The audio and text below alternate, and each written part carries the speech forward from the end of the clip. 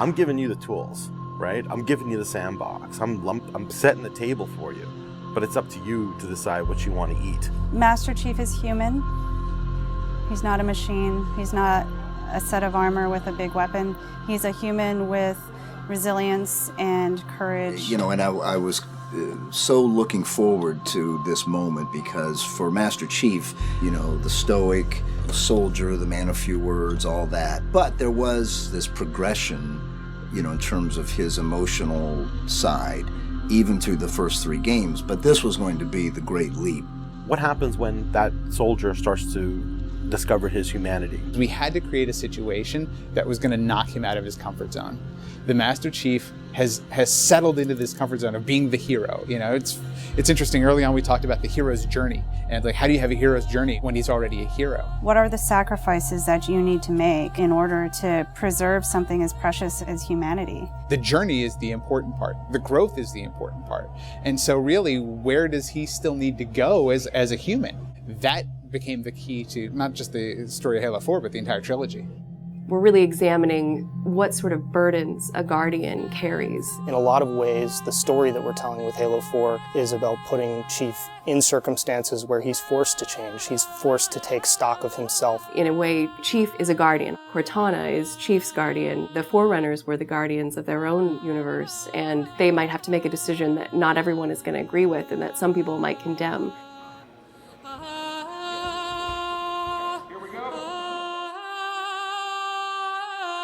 It's almost like you're a little kid and you're just playing make-believe again.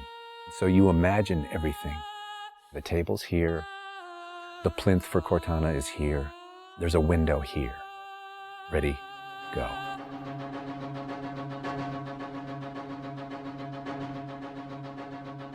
How can we immerse the player even more in this world that we've built around them? I'm not doing this for mankind. How can we have Chief have to deal with his own humanity? Everything had to be predicated by what the character needs were and what direction the characters needed to go in. The art direction specifically for Halo 4 isn't about creating an emotional tone for Halo 4, it's about creating an emotional tone for every single moment and experience that the player needs to understand.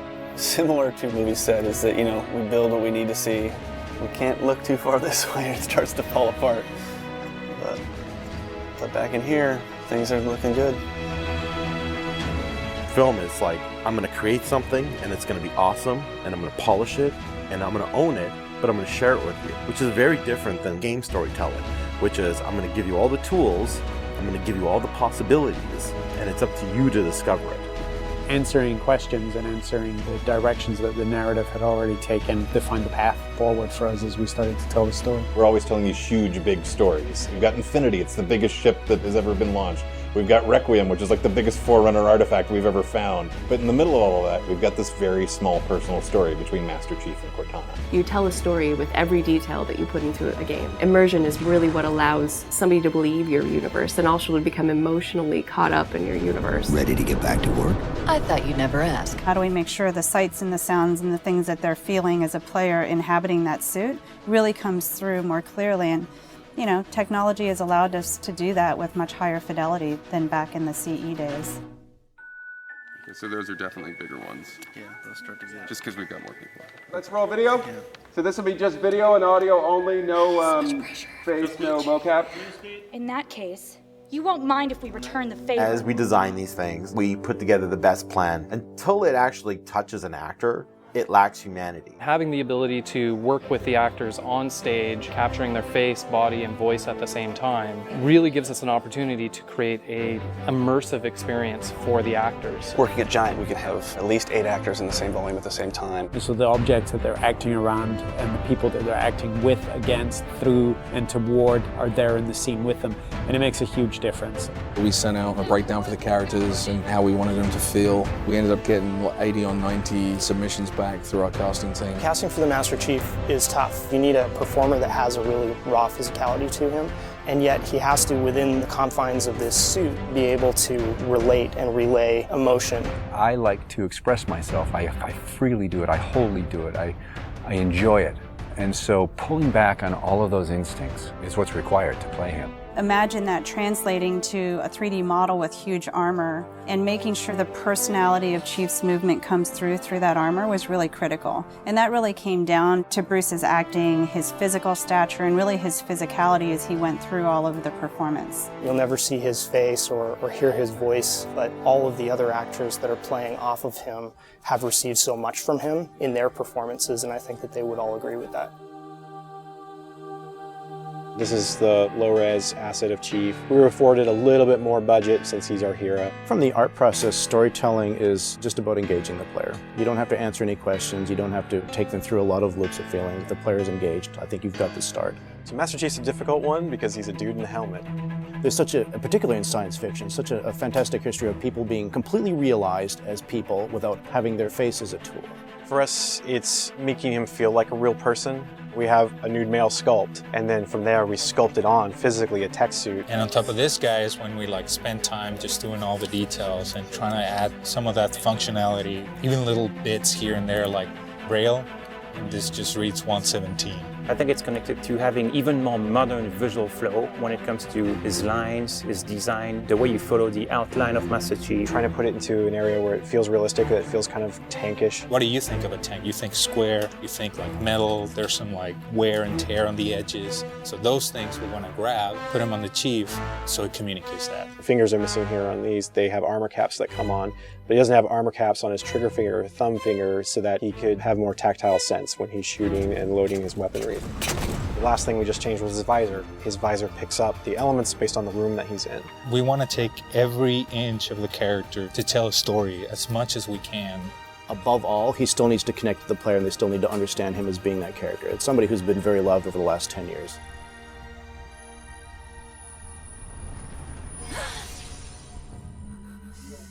The irony here, right, is that we have a character who's not human at all in Cortana. I was put into service 8 years ago. She is the most human character that we have in the story. Right? She's struggling with her own mortality. AIs deteriorate after 7, Chief. That's something that everybody struggles with. That's the most, human it gets. If we can just get back to Earth and find Halsey, she can fix this. Everyone has to figure out what it means to die.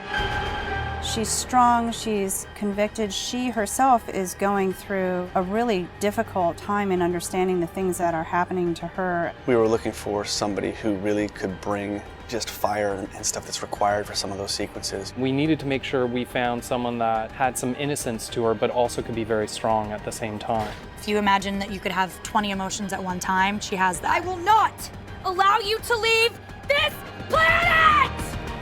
She's really the heart of the game and the heart of Master Chief and explains what's going on and why it's a problem. I didn't mean to.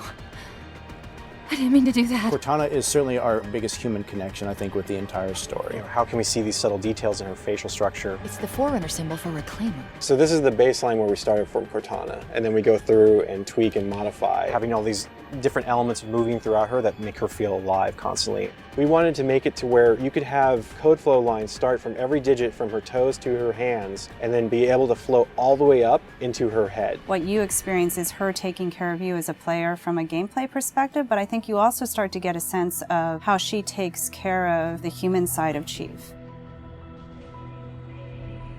Wake me when you need me. They spotted us! Bringing Jen and Steve in and having them layer their voices over the character performances in the cinematics, that just brought the whole experience together. You look at just the number of lines that the Chief has had over the course of the franchise, and it's not a lot. How much firepower would you need?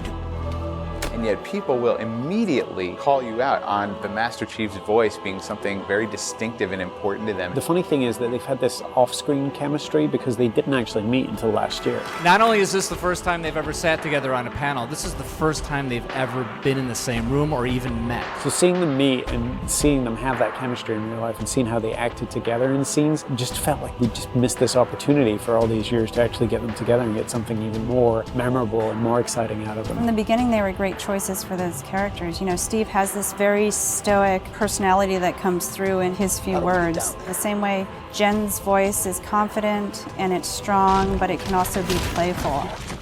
You do know you don't have to wait until the last minute just to impress me, right? In many ways, Halo 4 is the first act.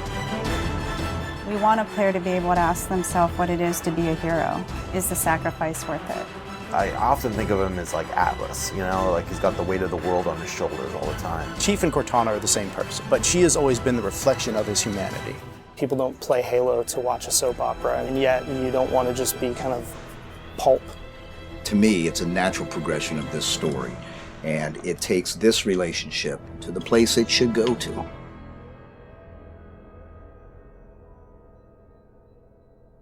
Don't make a girl a promise you can't keep.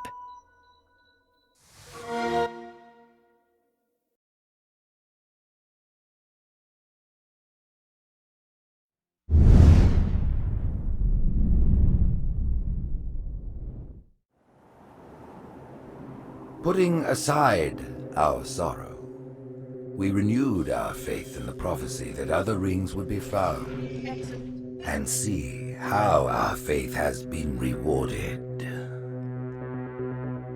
The Covenant used to be the main threat, and it was a MacGuffin in the original Halo series because the real threat was the Forerunner legacy and the Flood itself. The Forerunners have been the source of so much mystery throughout the Halo franchise. It was something that was just fascinating to us. So far, it's been a lot of stumbling into their belongings. You know, like we found Halos. And now we found something more. We found the Prometheans. There's a degree of animalistic fierceness that maybe you didn't see in previous games. The conditions and the context are what pit a hero and antagonist against each other. For this game, we're going to get to see a lot of complexity to their civilization. From their worldview, what they're doing has to make sense. Trying to figure out ways to tell that story without interfering with the shooting aspect of it has been a really challenging thing. We've gotten glimpses of this Forerunner presence that was kind of always there, open as to whether it would ever erupt. And it did. We're trying to really take game systems and manipulate them and give them emotional coloring and context. We wanted to create something that could stand alone and be an enemy that is just as challenging, just as engaging as the Covenant has been in the past for Halo. A lot of that initial discussion was around if you had this incredibly evolved race and they were well beyond humanity, the Covenant, what would that look like?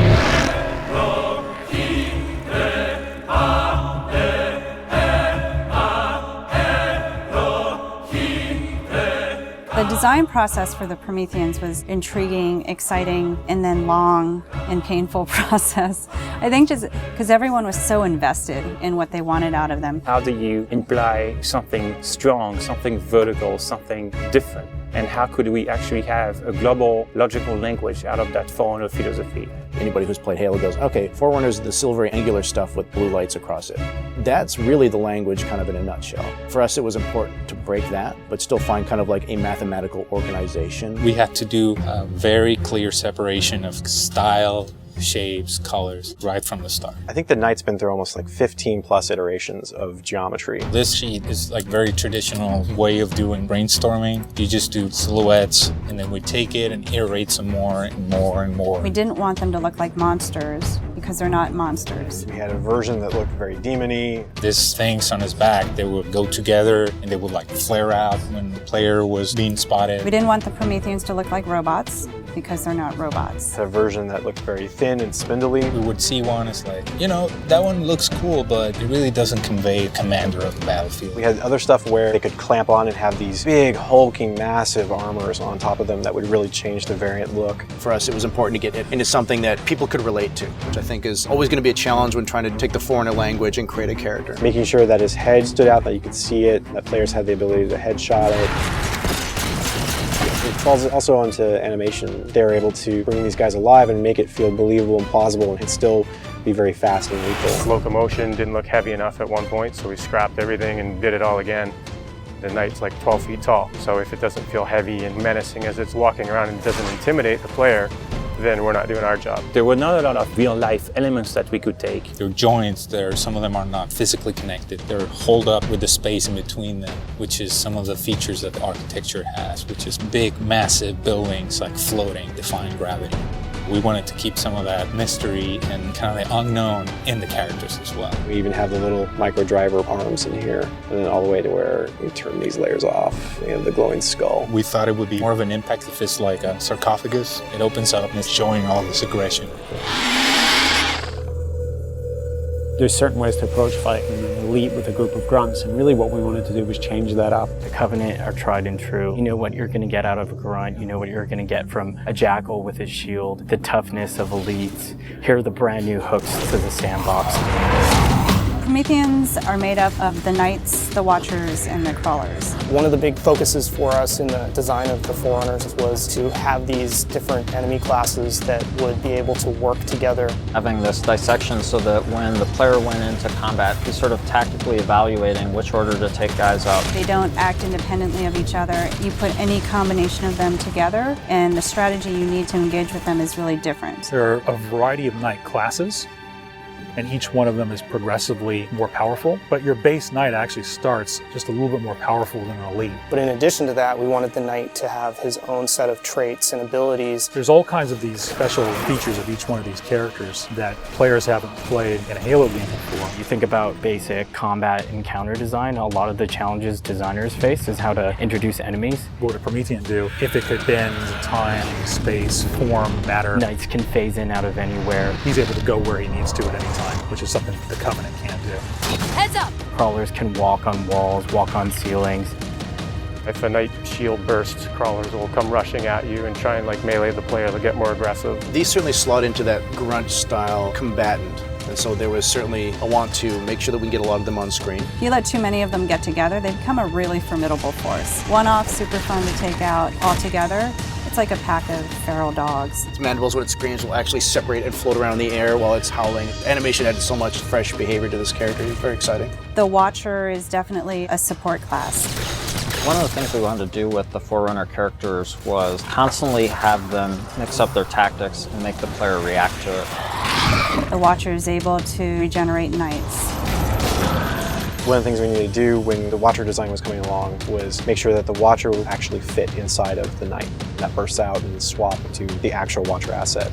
The Watchers are aware if a Knight's damaged, they'll protect them, they'll catch grenades, so they kind of coordinate their efforts. The Prometheans feel like the most advanced of the bunch. They're able to bring all of their technology and wisdom to the battlefield. With new enemy class comes new weapon class. We literally concepted probably 200 weapons for this game before we settled on the half a dozen that went in. It's kind of like you've got that balance between humans' model of what a weapon's like and the desire to want to try and make something crazy and futuristic. We tried coming up with this perfect mix of stuff that was still relatable. You would still identify a weapon as a rifle or a shotgun or a submachine gun, even though they're almost magical. The Forerunner Scattershot was probably the first one where we really nailed the design on it. Everybody loves the hinge action shotgun, so we tried doing something like that so that the reload animation would be to cock it up and the front half would smash together. Every time you pick up a Forerunner weapon, it forms in your hand. So that sort of kicked off the component of having these guns form around the player. So there's that moment of oh, what is this gun? What does it do? And then when it comes into shape, it's kind of immediately identifiable. What makes the Forerunner weapons distinct is that usually they have dual purpose. So for instance, from the bolt pistol, you can charge it up and have something that's equivalent to almost like a shotgun blast. In the case of the light rifle, we actually experimented with doing dual firing modes. We tried to make it so that it was the best of both worlds with a BR and a DMR. It works like the battle rifle when you're not scoped. That has a little spread, has 3-shot burst, and it works like the DMR when you are scoped. So it's like a mini sniper rifle in a way. It actually changes to a different firing mode where the projectiles are stronger. One of the big things that we really focused on for them was making sure that the weapon doesn't just feel like a chunk of metal, but that it actually has glowing energy that's flowing through the gun, going down the barrel, so that everything is very full of life. The moment where all the Promethean effects really started to click the most was when we started showing the dissolve whenever you kill a Knight. That was really when we started to feel, yes, this is something cool, this is something unique, and something that we haven't really seen before. This is an early prototype of the Knight E-Res. As the sphere expands, you see the particles are birthed, and everything in the red region you see will be the crack and the erode. When you shoot and kill the Knight, the actual point on the body where you did the damage is where the dissolve starts. So if you shoot from his foot, he will de-res from the point of his foot up. The end result, when we blow up a Knight, they dissolve, proving that the technology works.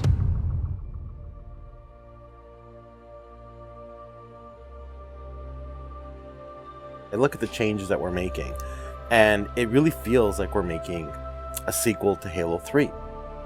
And that's exactly what we're setting out to do. We have the Covenant from previous games. We have the UNSC. We had all these things to take from, like, all right, we can make a new take on this, but we had zero information to some of this Forerunner stuff. We're not just on a Halo, we're on a whole planet now.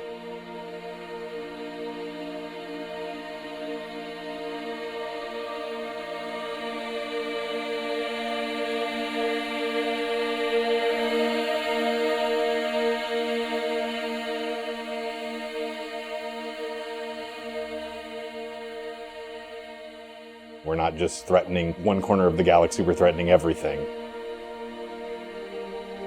We're listening to the fan feedback.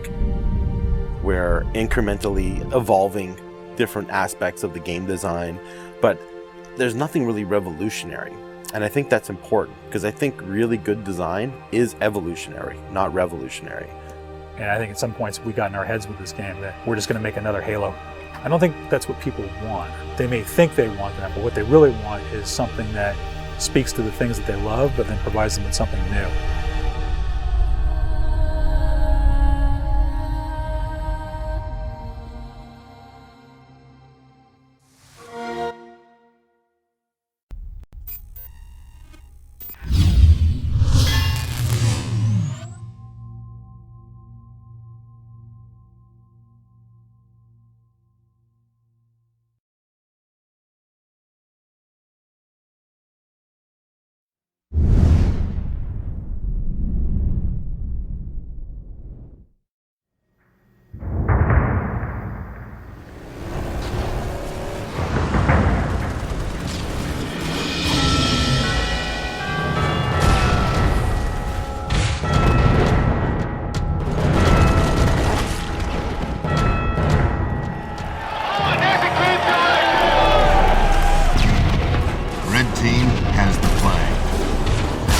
How do you get people more deeply connected with your universe? We're trying to make it innovative, we're trying to make it accessible, and by introducing story and a narrative thread through the whole Infinity multiplayer experience is something that we really wanted to put a lot of attention and detail into.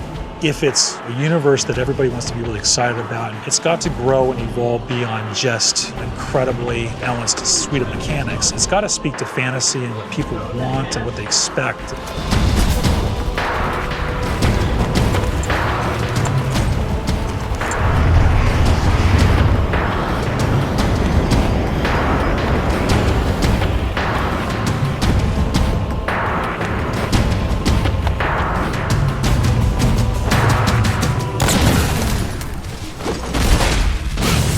Something we really wanted to do with Halo 4 was to bring a new perspective to Halo multiplayer.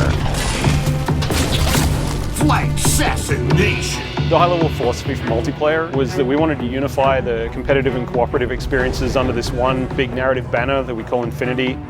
The Infinity is a UNSC ship that is home to the Spartan 4 program. Really try to contextualize multiplayer in such a way in which it doesn't feel like abstracted game mode off to the side. It feels very much part of the same universe.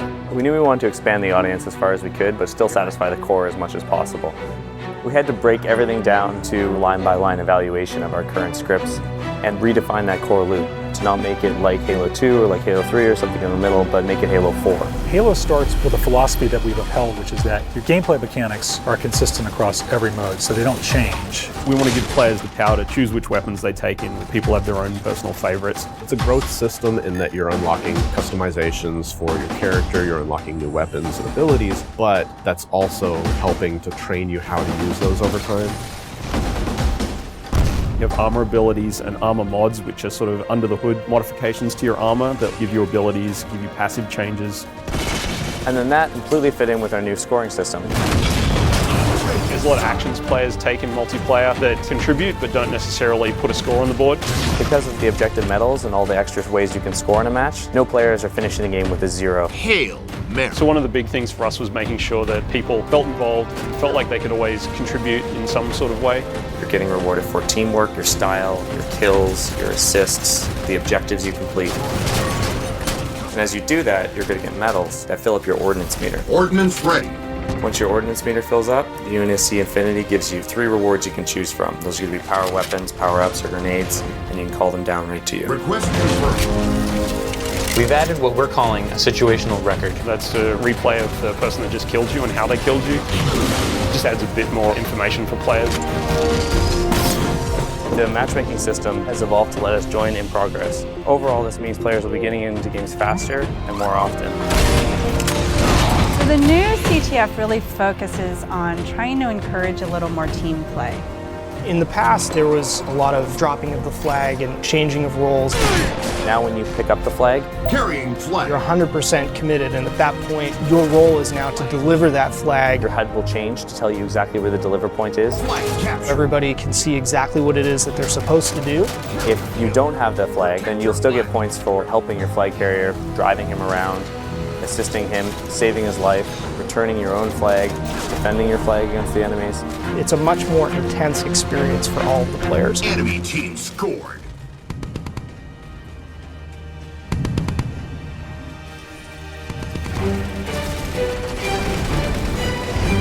Probably the biggest focal change is that we're trying to build more vehicle-friendly maps, and then to go with that, we've got a new mode called Dominion. Dominion is everything we loved about big team battle mixed with objective-based gameplay.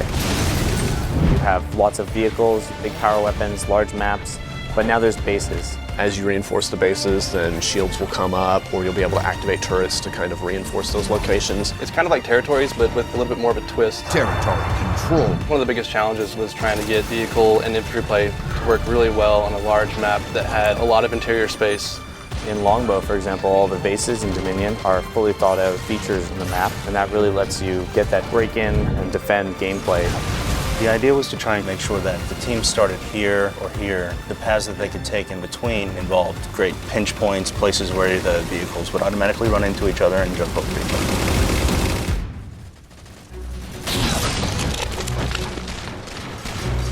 Whenever we start a space, we need to concentrate on a few key things. One is that there's distinct landmarks everywhere you look, so you can orient yourself and you never get lost while you're playing. Two is that whenever you're moving from location to location, if you're jumping across a gap, that none of those jumps feel frustrating. So for instance, floods are a replacement for infection, and players have higher jump height. Infected. We needed to make sure that we could make a map that you're always going to hit your target, you're always going to be able to move around smoothly. Flood is a spiritual successor to Infection. We knew how popular this mode was, we knew it had a lot to live up to, so we didn't want it to just be a Slayer variant anymore. The ground up, it's a new script, it's its own mode now.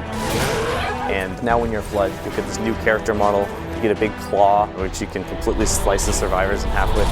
If you look at the model, there's a set of fingers gripping the top of it. The idea being it's kind of been an explosive growth. As soon as they get infected, it just kind of pops out of them. There's like little teeth inside now. In addition to all of the new elements that we're adding to Halo 4 multiplayer, we're bringing back and improving a bunch of old favorites. We're bringing back King of the Hill and Oddball. With Oddball, we also want to incorporate all the elements of our new scoring system. We're looking for ways to make it a team-based experience like never before. Instead of just running away and hiding, now players get points for passing, catching, intercepting the ball. It completely changed the landscape. We're working with Certain Affinity to build content for multiplayer. It's a pretty huge undertaking. Certain Affinity's been a great partner to 343 for many years. They worked with us on the Defiant Map Pack and Halo Anniversary. For Halo 4, they helped us with a bunch of multiplayer and Forge maps. And one of those maps will have a Griffball court in it. Gain the lead.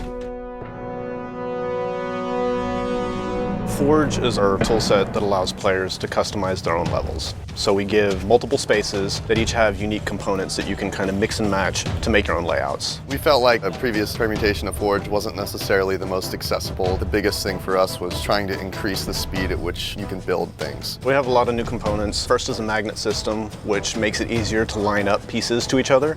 You see these little guys over here. These are hand-placed magnet points. Based on these points, you toggle it in the game and you can actually snap pieces together. Another thing that we have is the duplicate object tool. So if someone has a crazy idea, you can just place something. Oh, I have a mongoose. I can make 6 more of those. Whenever you exit your editing mode, you'll end up seeing shadows cast on the pieces that you placed. I can place a block sort of anywhere I want, and they'll just sit there. There'll be no shadow on the ground. It'll look kind of like it's floating, even though it's actually quite close to the ground. But then if I turn the lighting on, boom, you instantly get a shadow there.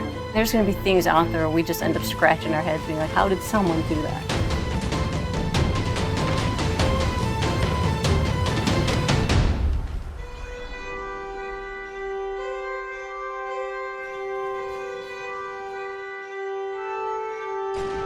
In the tradition of remaking maps, we've chosen to do Valhalla, and this time we're calling it Ragnarok.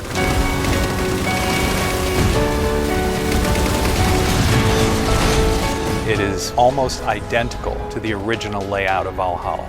We fine-tuned things for jetpack and things like that. But the biggest change to this map is the addition of the Mantis. The Mantis is probably the biggest new sandbox toy we have this time around. When you walk up to it, you'll see it sitting on the floor, and so you hop in this hatch in the back. On its right hand, it's got an enormous UNSC chain gun, and then on the left side, it's got a 5-canister rocket pod. You can use both weapons at the same time, and the rocket pod itself, you can charge up and actually fire all 5 rockets at once.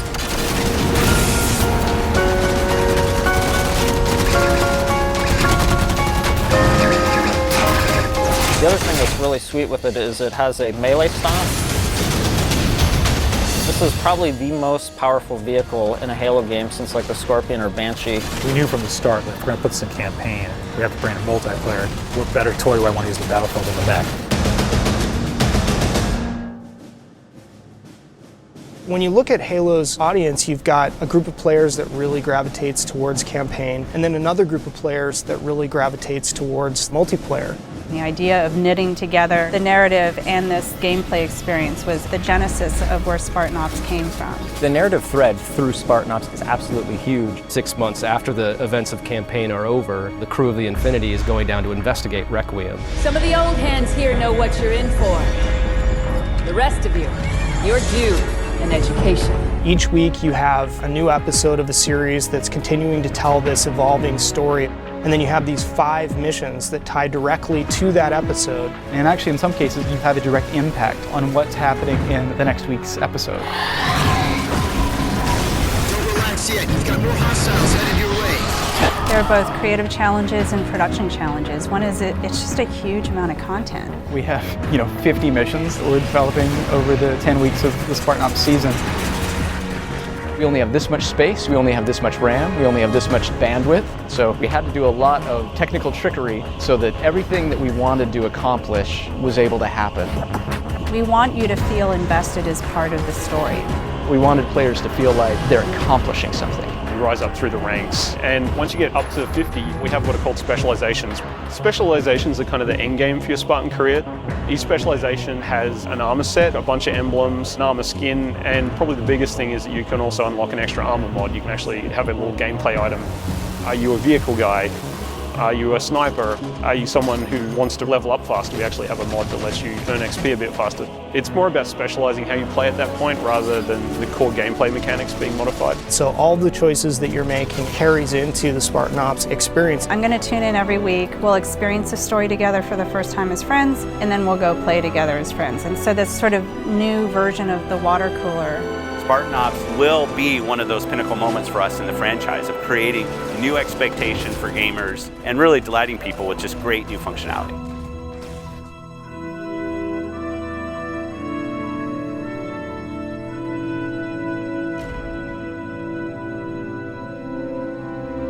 We're seeing just kind of the tip of the spear. Going where we want to go in the next steps is only made possible by building absolute confidence. A hero is someone who takes action even though they have something to lose. You gotta have the gumption.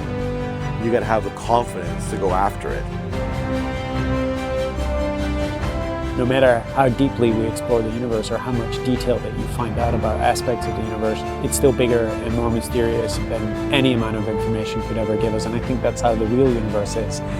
Super excited about where this game has evolved to. There's so much variation at all levels of the game that make it infinitely replayable. People play it and they say, man, that's great, I just want one more game, and another one, and just keep going. It has been sort of this puzzle that's come together person by person.